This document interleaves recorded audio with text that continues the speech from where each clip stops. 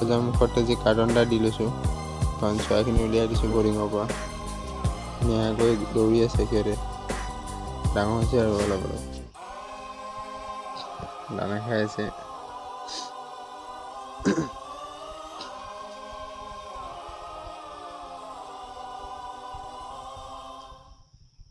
ব্ৰইলাৰখিনিও অলপ চাফ কৰিব লাগিব।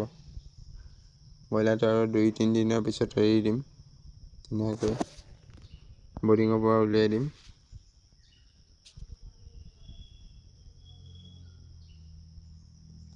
ব্ৰইলাৰখিনি দেখাই দিছোঁ আপোনালোকক এবাৰ।